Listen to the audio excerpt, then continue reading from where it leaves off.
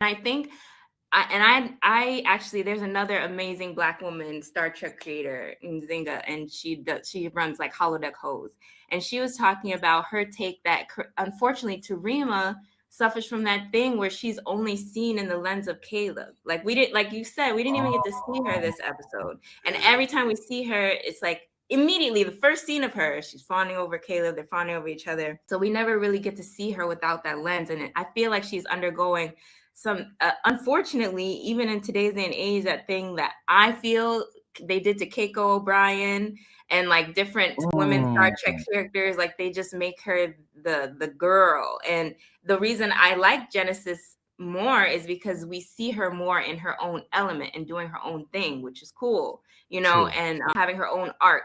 So maybe that's the only reason I'm like irritated about her and Caleb having a romantic thing, because I don't think it's bad, but it's just like I don't want her to undergo the same things. But that's one thing. But then, yeah, with the whole marriage, the amok time thing, it's funny because I have a personal headcanon about the original like Spock wedding, which is I think that his T'Pring, his, you know, betrothed, I feel like she was letting him go as a favor. That's my like internal, because I feel like she saw they've been connected since they were young, right? And she knew he loves Kirk in a real way. And I feel like this was the true answer that Amok Time should have done back in the 60s.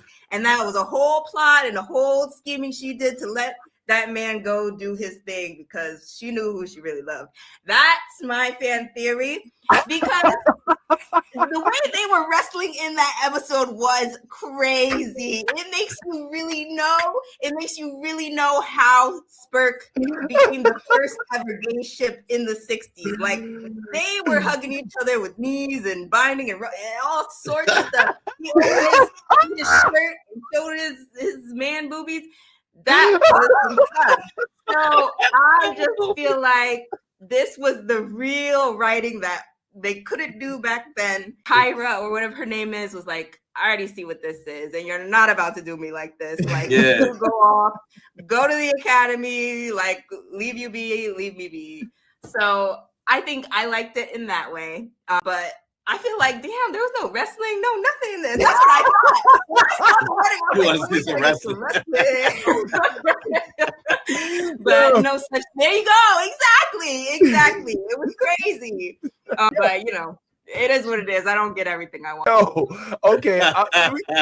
First of all, holodeck hose. Did somebody? Yes.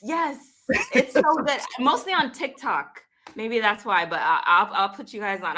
I'll find the app. So good. Yeah, that sounds up my alley.